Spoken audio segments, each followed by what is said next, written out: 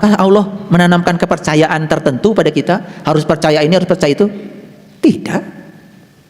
Dan yang menanamkan kepercayaan manusia. Kudu percaya ke dia, kudu percaya ke dia, kan manusia. Allah mah tidak sibuk. Rek percaya, rek ente, aku mah maneh cek Allah.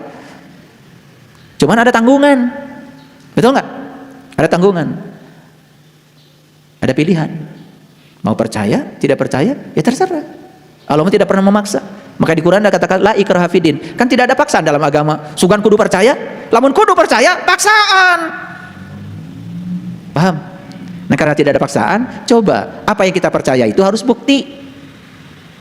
Lamun tak aya buktina kudu percaya, paksaan. Banyak gak buku yang ditulis atas nama Allah? Banyak? Bisa nggak kita menemukan Allah di buku itu? Padahal buku itu sama sekali kata Allah tidak ada kaitannya dengan aku. Itu mah cerita kamu aja tentang Tuhan. Gak tahu Tuhan yang kamu ceritakan yang mana. Semua persepsi kamu kok. Kamu juga gak kenal sama aku. Kita ini kan sering terjebak pergi ke toko buku. Yang penting ada buku judulnya apa? Ada cerita Allahnya lah di situ.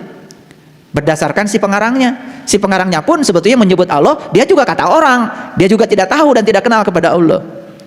Banyak kayak buku kayak gitu.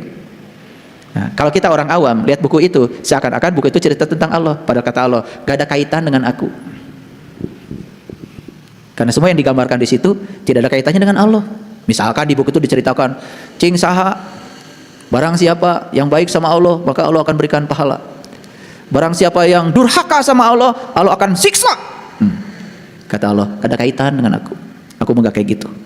Eta mah ceuk maneh we nulis buku. Aku mah Tuhan yang Maha Cinta. Aku mencintai kalian semua.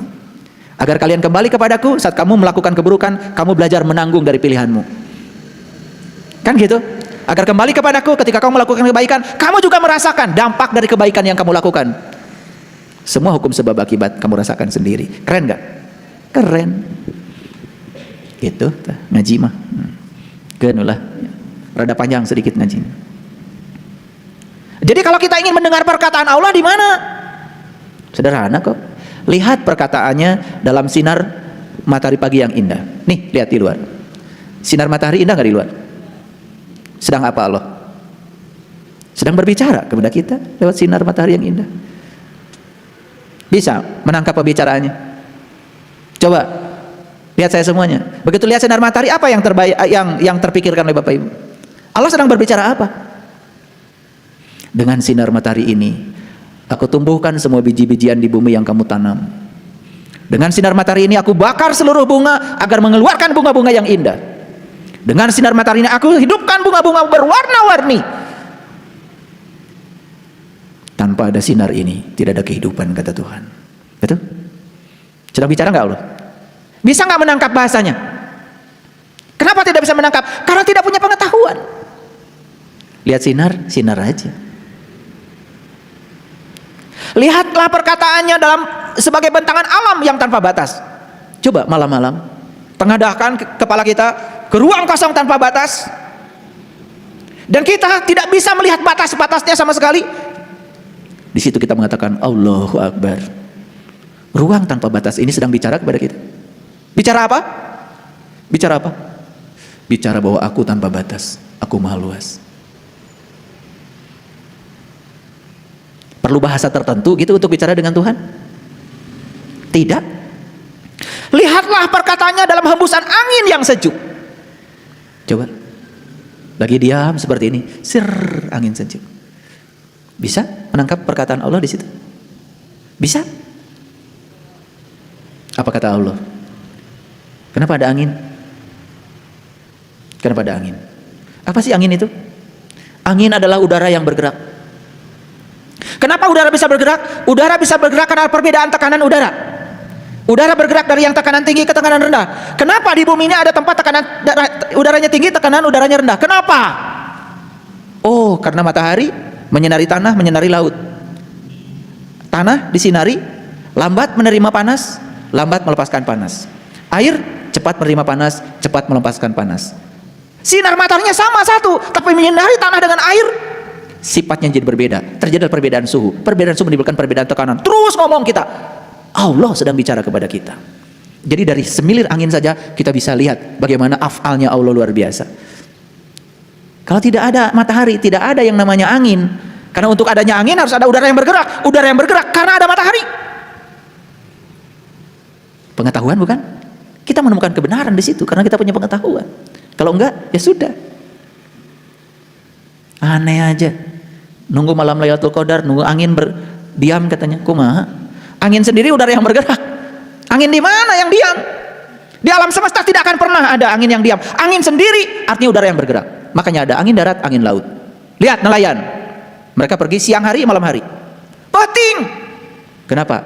Karena malam udara bergerak dari darat ke laut. Siang nelayan balik. Karena siang udara bergerak dari laut ke darat. Gimana itu udara bisa bolak-balik? Itu yang disebut dengan peristiwa konveksi. Jadi udara itu berputar ke atas tuh ke bawah. Bukan bolak-balik di sini, bukan garis ke atas. Kenapa bisa ke atas? Karena ada perbedaan tekanan atmosfer. Lebih jauh lagi kalau saya kuliah ini nggak selesai sampai sore. Hanya cerita angin saja. Nah itulah ketika angin menerpa aja kita bisa berbicara dengan Allah. Lihat perkataannya dalam hembusan angin yang sejuk. Lihat perkataannya dalam keindahan keheningan yang damai. Dengarkan perkataannya dalam gemericik daun. Dengarkan perkataannya dalam gemericik air yang mendamaikan. Air di rumah saya gemericik terus. Saya senang dengar itu karena saya mendengar perkataan dia. Kenapa kok air bisa berbunyi? Coba, pernah berpikir? Loh, kalian nggak pernah mikir.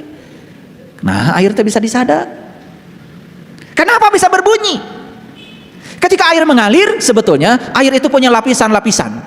Satu lapisan dengan lapisan lain bergesekan. Karena akibat bergesekan satu lapisan dengan lapisan yang lain, timbullah bunyi itu. Itu yang disebut dengan viskositas. Belajar sains enggak, belajar agama enggak. Besok-besok sudah jadi penceramah, merasa paling benar sendiri.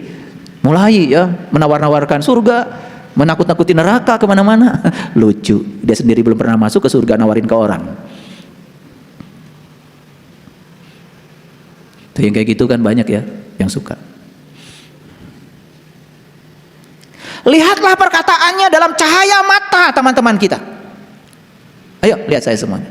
Begitu ketemu teman kita, bisa nggak melihat perkataan dari cahaya yang terpancar dari teman kita itu? Saya menangkap kesedihan dari teman kita ini. Jangan-jangan nggak punya ongkos. Nggak usah ditanya. Bukan duit tuh. Rek mere nanya heula. Rek mere mah merewe. Begitu ketemu berkaca-kaca, cahaya itu datang dari matanya. Ada bahasa itu. Bahasa sih, itu bahasa Allah. Cek Allah teh tulungan sih ya karunya. Bisa nggak menangkap bahasa Tuhan dari pandangan orang-orang yang bertemu dengan kita? Itulah.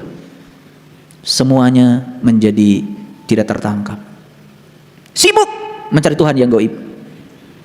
Yang nyata kita abaikan. Padahal Allah udah bilang, Inna rabbaka ahata binas. Sesungguhnya Tuhanmu meliputi segala manusia. Tuhan ada di sini, di sini, di sini, di sini. Dia berbicara. Masa tidak bisa menangkap kesusahan orang ketika ketemu dengan kita? Masa tidak bisa menangkap? Siapa yang sedang berbicara? Bukan dia, Allah. Cuman bilang kata Allah, aku sudah titipkan rezeki kepada kamu. Tolong dong bantu ini. Begitu kita bantu dia, itulah memuja Allah yang sebenarnya. Aneh. Di masjid Allah dipuja, dipuji. Tetapi dengan tetangga nggak akur. Di masjid Allah dipuja, dipuji. Sebangsa setanah air saja selalu saja menebarkan perpecahan. Manusia macam apa yang semacam ini? Tidak punya cinta kasih dalam dirinya. Kalau orang sudah kenal kepada Allah, welas asihnya muncul. Bahkan welas asih tidak lagi dibatasi oleh keyakinan dan agama pada siapapun juga.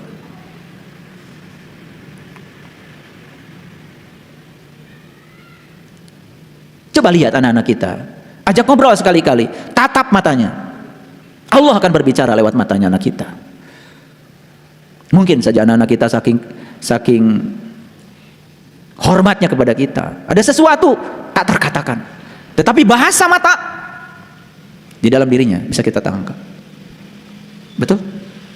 Masa udah lama kita punya anak gak kenal-kenal sama anak kita. Udah lama kita punya pasangan hidup gak kenal-kenal sama pasangan hidup kita. Pengennya apa masa tidak tertangkap? Kan pesannya sederhana, karena kita harus peduli pada mereka. Sekali lagi para sahabat, Tuhan Allah tidak akan pernah ditemukan di buku tentang Allah. Kalian pergi ke toko buku mencari buku tentang Tuhan, dan kalian mengatakan mencari Tuhan, Tuhan yang dicari ada pada seorang pencari. Kita pergi ke toko buku mencari buku tentang Tuhan, Tuhan sendiri ada pada diri kita yang mencari. Tidak ada di buku itu.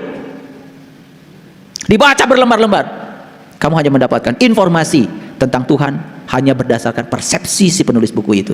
Tuhan tidak bisa diterangkan, Tuhan tidak bisa dijelaskan. Tuhan hanya bisa ditemui dan dirasakan oleh mereka yang tahu ilmunya, tahu caranya. Walillahi al-nasijul bait.